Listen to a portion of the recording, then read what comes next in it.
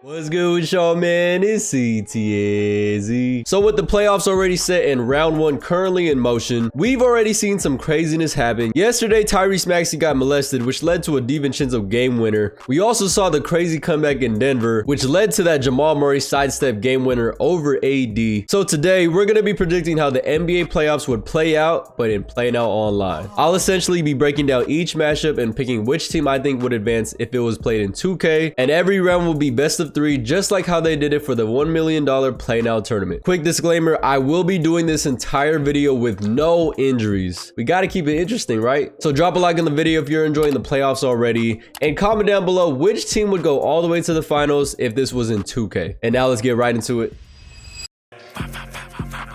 Pest control, who called about rats? Pussy.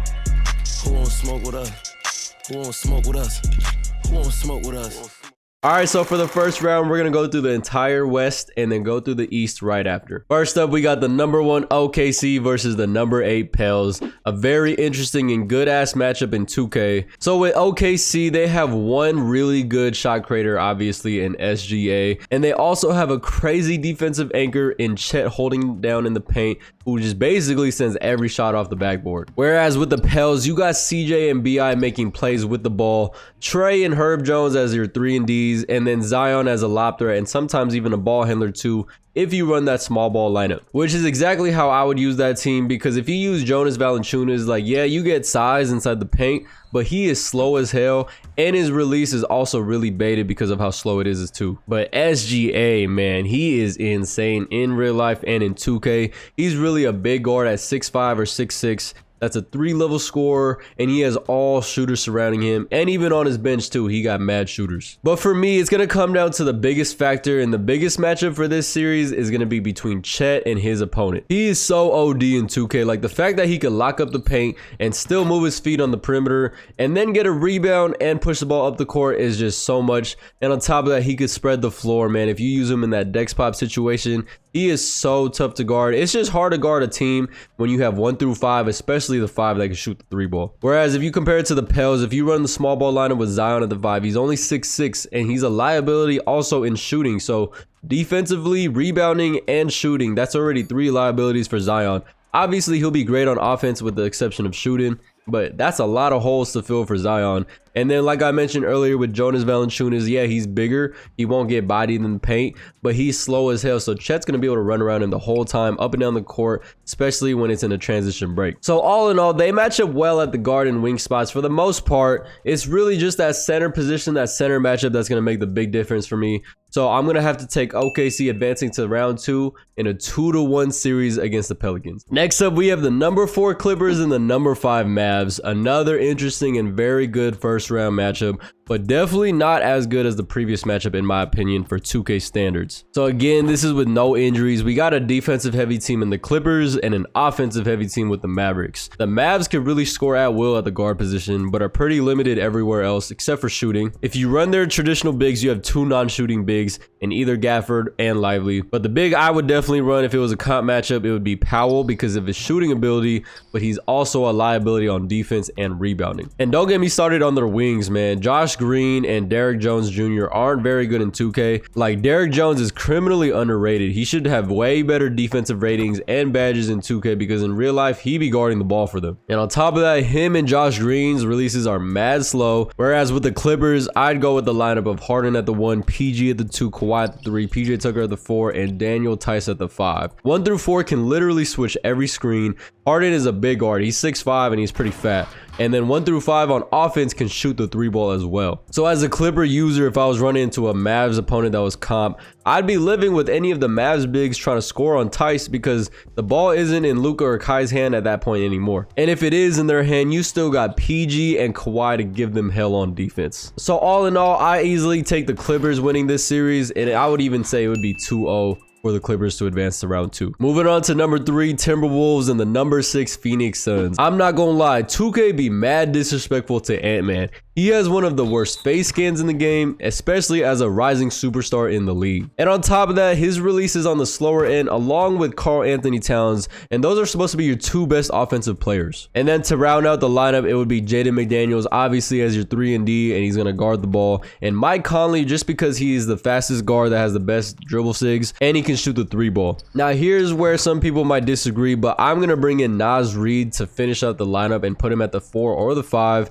For Rudy Gobert as that stretch big, but even Naz Reid's release is mad slow. So if you look at it even deeper, pause, that's already 3 players with slow ass releases that your opponent can help off of and just bait into shooting lightlies. Whereas if we look at the Suns on the other end, they got obviously the big 3, 2 of which who are the best scorers in 2K because of their SIGs and their jump shot releases with D-Book and KD. Then outside of the big 3, obviously with Bradley Beal as the 3rd one, I'd put Bol at the 5 because he could shoot the 3-ball, he's fast, and obviously he is 7'2", so he's gonna hold it down in the paint. And then I'd also use Royce O'Neal as another 3-and-D. He can guard the ball, so that way you don't gotta depend on D-Book and you don't gotta depend on KD to waste their energy on defense. And even between your 3 guards, you have Royce O'Neal, D-Book, and Bradley Beal. They're all basically 6'5", so they're bigger guards that could switch defensively with the exception of maybe switching onto a center. So all in all, this Suns team is one of the best offensive teams in the game and still have length and size for defense. Yeah, I don't even think it's really close in 2K. Realistically, the Suns are going to go 2-0 in a comp matchup between the Wolves. Last matchup from the West, we have the number 2 Denver Nuggets and the number 7 LA Lakers. Laker fans, y'all would love to hear this next part. So if you're a newbie to 2K, man, this year and even the past years, Lakers have been always one of the best teams in the game, and it's because Bron and AD are on the team. They get the craziest animations when it comes to like those fluke dunks, fluke blocks, and crazy rebounding, especially with AD. And on top of that, you surround them with 3-and-D shooters, AR, Torian Prince, Rui Hachimura, Cam Reddish, Jared Vanderbilt. That's a recipe for one of the best teams in 2K. Now with Denver, the biggest flaws is that their releases are slow as shit. Meaning you can go moderate or even gap on some of them as in terms of the off-ball settings and just bait your opponent into shooting a lightly contested shot every time. The only real player in my opinion on Denver with a quick enough release that can run around screens, it's not Jamal Murray, it's KCP. What? But like I said earlier, man, with the Lakers' depth, if you bring D'Lo or AR off the bench, you have offense coming off the bench. Or if you start both of them or one of them, you have guys like Vando and Cam coming off the bench who are lanky defenders that can still shoot in 2K. So yeah, in real life, Denver is up 2-0 and honestly is probably going to take this series and go to the next round. But in 2K, man, I got this Lakers duo as way better than Denver's, along with the ability to switch a lot of screens defensively and still have shooting.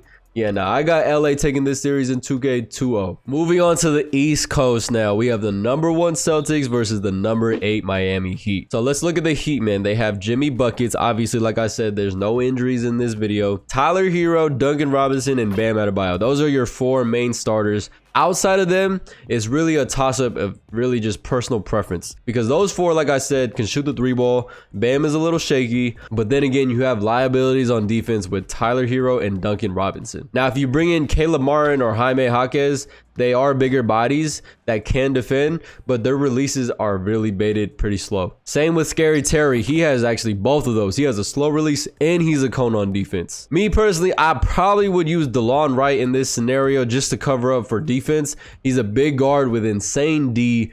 Pause. But again, he has a liability too on offense because his release is kind of on the slower end. Now let's look at the Celtics, man. I'm not gonna lie, 1 through 5 they can shoot, 1 through 5 they can defend, with maybe the exception of Porzingis on the perimeter. But Drew can literally guard some bigs and hold it down if you wanted to switch every single screen.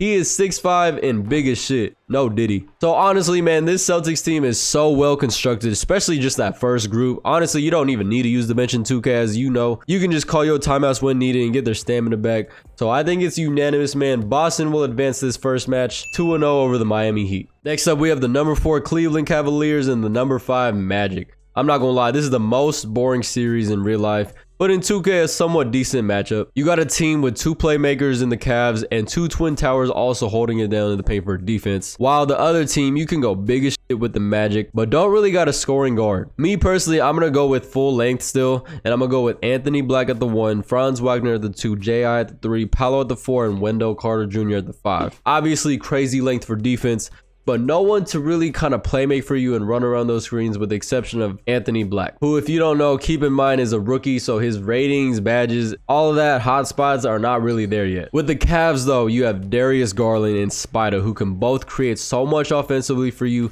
They're just a little bit undersized for defense. But the great thing with their roster is you could hide them on defense because you have the Twin Towers holding it down in the paint. But personally, I'd go with Okoro or Levert in for Jarrett because Mobley can lock down the 5 still and shoot the 3 ball. So that way from 1 through 5, you could space the floor and run that 5 out. This one would go to game 3, but I just got to take the backcourt duo in Cleveland, man. They're just more established. They got all the badges. They have all the ratings and attributes. And I think their playmaking ability and just scoring ability would just be way too much for the Magics to handle. So I have Cleveland advancing in this series 2-1 over the Magic. Next up, we have the number 3 Bucks and the number 6 Pacers. I'm not gonna lie, this one is fairly easy, especially after the Pacers got rid of their sniper and Buddy Hield. That man was different in 2K because of his lightning quick release. But yeah, the Bucks got offense and defense, whereas the Pacers, you only got offense. I mean, I guess you can put Pascal maybe on the ball and then put Miles Turner on Giannis. But I still just don't think it's enough because Dame and Giannis just move completely different in 2K. They kind of remind me kind of like AD and LeBron. They have some crazy animations, especially Giannis. And Dame, as we all know, can run around screens. He's basically like a mini Curry, and he's tough to defend, especially when he has that takeover. Not to mention, you can run a lineup with Chris Middleton, Jay Crowder, and Bobby Portis, who all can shoot, all are big enough defenders to hold it down. Giannis can basically guard the 5, and you could put Bobby Portis on the 4. With Chris guarding the ball and Halliburton, and then you just hide Dame and Crowder on some cones. Yeah, this Bucks team can go so far in this game. Overall, I'm going to take them going 2-0 in this series against the Pacers. All right, last but not least, we have the final matchup of the first round for the East side. The Knicks, let's start with them. They got a dog in Brunson. Don't get me wrong, he can cook in 2K just like IRL. He also got 3-and-D surrounding him in Dante DiVincenzo, Josh Hart, and OG Anunoby. But their biggest flaw is their big man. If you want to put Julius Randle at the 5, he can shoot. He's their best option at the 5 to shoot the ball, but even his release is not the best and it's not liable. And if you want to go 2 bigs, you're going to have 2 bigs with Julius Randle and Mitchell Robinson, who both are basically, you can leave them and dare them to shoot outside, especially Mitchell Robinson, who can't shoot at all outside. And then if we look at the Sixers, I'd go probably Tyrese Maxey at the 1, Buddy Hield at the 2, Rocco at the 3, Tobias at the 4, and Embiid at the 5. All 5 can shoot, and you got Rocco as your on-ball defender to put on Brunson, or if you want to switch him out, you can put Kelly Oubre as well. I just like Rocco's build. He's a lot bigger, obviously. Pause. And the Sixers can just leave, like I said, the Knicks bigs wide open the whole game, both Julius and Mitchell Robinson or Hartenstein, and force him to post up with their big or just dare him to pop out and shoot a 3-ball. Because trust me, I've used the Knicks a couple times, not heavy, but Randall's release is not easy to time. And if he's at the 5-2, you're going up against this Sixer team with obviously Joel Embiid, MVP from last year. And Embiid is finna cook him and drop 100 points. So really, I think this matchup does not bode well for the Knicks because of Embiid. Obviously, he's different in 2K. Like, you could put Mitchell Robinson on him, but it's just on offense, that man's a complete liability. You just put Embiid to sag off or gap, and he's gonna be able to sit in the paint and kind of just help out and just freelance and freeload off of his man. And don't forget to mention, man, I gotta mention Buddy Hield. He is a sniper. If you run him off screens, use him as a pick and popper, and he's just open for a split second, you know how to time that release. It's going to be green every single time from 3. So honestly, I don't think the Sixers will lose a game in this matchup. I'm going to have them advancing 2-0 in this series over the New York Knicks. All right, so now we move on to the conference semifinals. And going back to the West side, we have the number 1 OKC Thunder versus the number 4 Clippers. Let's be real. In this matchup in 2K, none of OKC's guards or wings are doing shit in this matchup because of Kawhi and PG's defensive abilities. And realistically, you're going to put Kawhi Leonard on SGA, and then you could put PG on either Lou Dort or Josh Giddey. I'd probably put him on Josh Giddey just because he's a ball handler. And at that point, you're really, as a Thunder user, are going to rely on Chet or a mixture of either Josh Giddey, Lou Dort, or J-Dub to score based on whoever James Harden is guarding. Because PJ Tucker will also be in the game for me if I was using the Clippers, and he could defend if you look at his ratings and attributes. But then if we look at the Clippers on the offensive side, you have 3 players that can go off: James Harden, PG, and Kawhi. And who's going to match up with them? If you're looking at OKC, they don't have more than 2 good defenders outside of Lou Dort and SGA, who are both smaller than the Clippers defenders or players. and Kawhi Leonard and PG. So for me, man, the matchup game really plays a big factor, obviously in 2K and IRL, but it's really favoring the Clippers outside of Daniel Tice versus Chet Holmgren, which for me personally, if I was using the Clippers running into the Thunder, I'd live with it as long as I'm not giving a bunch of Dex Pop threes to Chet all game. Clippers just got such a deep roster and shooters at that. And you still got Russell Westbrook coming off the bench too, who can give you some time for James Harden when he gets gassed. So with this one, I have the Clippers upsetting the OKC in a 2-1 fashion, making them advance to the conference finals for the West. Next up, we have the number 6 Phoenix Suns and the number 7 Lakers. This is a good ass matchup in 2K. You got a more defensive team in the Lakers and a more offensive team, I'd say, in the Phoenix Suns. But the matchups I'd most likely see are Braun and Book, Cam Reddish and Bradley Beal, Rui Hachimura and Royce O'Neal, and then Vanderbilt and KD, and then AD and Bol Bol. That's assuming if a Lakers user wanted to go big. If it was me, I'd probably put in AR over Cam Reddish just so I have more offense, because I believe AR can hold it down as a 6'5 guard over Bradley Beal. But if we look at those matchups,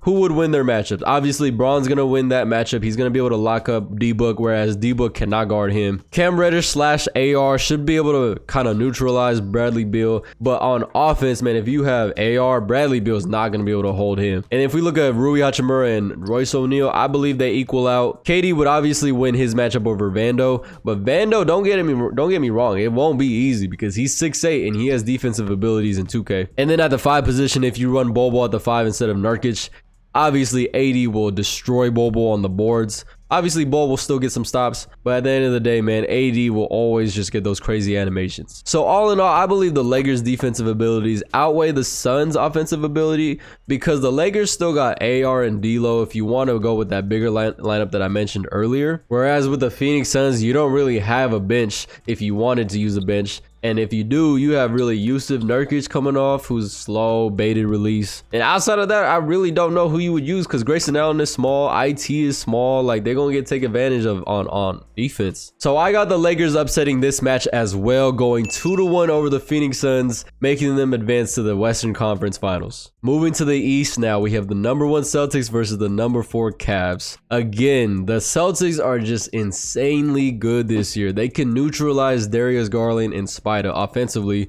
If you just lock those two down, the Cavs are cooked. Like me personally, if I was using the Celtics running into a comp opponent using the Cavs, I would just throw Drew Holiday on Darius Garland and Jason Tatum or Jaylen Brown on Spider. And at that point, it's wraps. Like, they're not doing nothing. The Cavs user got to depend on Max Strus, LeVert, Mobley, or Jarrett Allen to really just score and win the game at that point. While the Celtics role players in this situation would be Derek White, Tatum / Brown, and Porzingis guarding them. So yeah, I don't even think I really got to dive too deep into this one.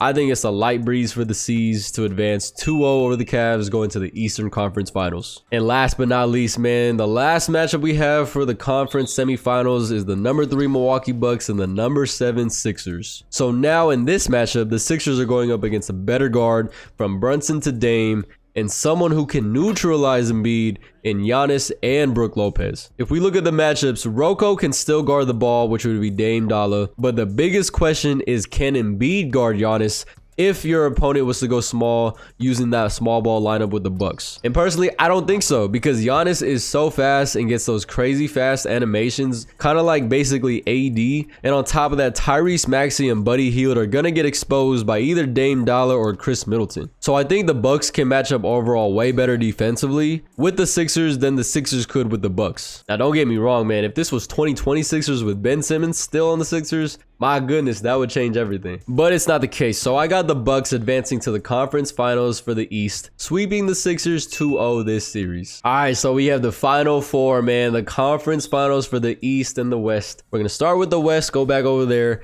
and we have a battle of LA. This one's really going to come down to which big is used for the Clippers. If you go Zubats, the problem is he's too slow. He will be able to box out and hold his weight against AD, but then again, he's going to get ran around on transition breaks and on pick and rolls, pick and pops, all of that. And then if you go Daniel Tice, he'll give you floor spacing on offense, which is great, but will absolutely get cooked on defense and rebounding against AD. Everywhere else though, in terms of matchups, it's pretty even. You have PG on Braun, Kawhi on Vando. Obviously Kawhi will take that one offensively. Cam Reddish versus Harden or AR versus Harden, and then Rui Hachimura versus PJ Tucker. Like I said, all pretty even, and unless you run AR, obviously James Harden will probably cook AR, but AR can also cook him right back on offense. So really, again, it comes down to the big man play, and I think because of how souped up AD is, it will be the deciding factor in this tight matchup. And you still got more offensive weapons if you go with the big lineup in the Lakers. You still got AR to come off the bench and D'Lo. So with that being said, man, I got the Lakers slightly advancing in this matchup to the finals, 2-1 over the Clippers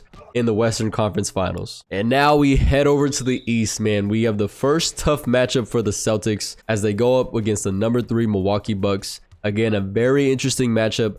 A lot of people were running this Bucks team in the one-up $1 million tournament to start the year, but as soon as that Drew Holiday trade hit, man, a lot changed. So let's dive deep into it, man. The biggest liability with this Bucks team, if you run the small ball lineup, is Giannis's shooting ability. If you go big with Brook Lopez, he has a slow release as well, so you can really close out at him at the last second and get lightlies, especially if this is played on Hall of Fame. It just gives the Celtics luxury to sag off of him and Brook Lopez or just Giannis and dare Giannis to shoot from the outside or not. And then if he catches it and he's wide open and he doesn't shoot it, he's going to be attacking a 7'3" KP who's waiting near the paint. And for the matchups, you'd probably go Drew Holiday on Dame Dollar, Jaylen Brown on Chris Middleton, Derek White on Jay Crowder, and Tatum on either Portis or Lopez. That's how I would really play it out. The reason I'd put KP on Giannis is because obviously you want a big body on Giannis if he just paint mashes. And also you have a rim protector in KP who could help off of Giannis and just play that help defense like I said. The only liability here is if Tatum gets posted up. But you live with that because Tatum is 6'8". And again, you can have KP sent over to help him because Giannis, at the end of the day, is a liability when it comes to shooting. And I believe Drew Holiday will make it hell on Dame. And you could really switch every screen too with Dame getting screens because Derek White can guard him. Jaylen Brown, Tatum can all guard him. The only exception would be KP, which is where you can go under because if he wants to dex pop a Giannis, you live with that because obviously Giannis is not going to make those 3-pointers. So I'm telling y'all, man, this Celtics team is OD defensively and 1 through 5 can shoot. It's really a recipe for success in 2K. So I got them winning the Eastern Conference Finals 2-1 over the Milwaukee Bucks. And we have the NBA Finals in play now online, man. We have the number 1 Celtics versus the number 7 Lakers. It's insane to see these IRL seedings when it comes to 2K standards, because it just goes to show how overpowered the Lakers are in 2K. Again, Braun and AD get the 2 best animations in the game when it comes to finishing around the rim, defending, and rebounding. However, I will say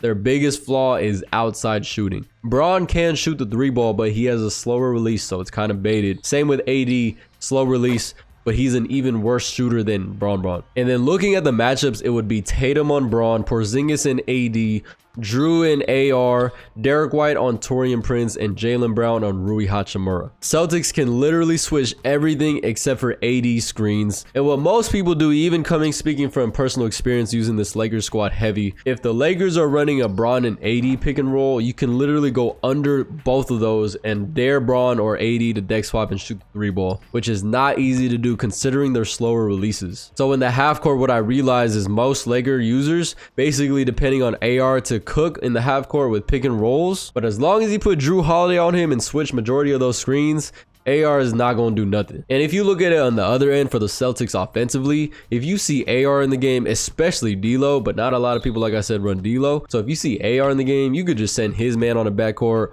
or have his man come up and screen and just mismatch on him the whole game. So all in all, man, the matchups and defensive ability of the Lakers are favored when really in any other matchup for the Lakers, they would have that advantage on defense. And not to mention, man, the Celtics have better shooters, better releases 1 through 5 compared to the Lakers. So yeah, I'll go Celtics over the Lakers and I'll make it 2-1, making them the NBA champions and best team to use overall and play now online. But all right then, y'all, that is gonna wrap it up for this one. I hope y'all enjoyed it. Comment down below, man. Let me know what y'all feeling, what y'all think. Are my picks valid or am I tweaking? And if you enjoy classic gameplays, man, make sure you click this top video right here because we went for 50 points with Paul George in a comp game.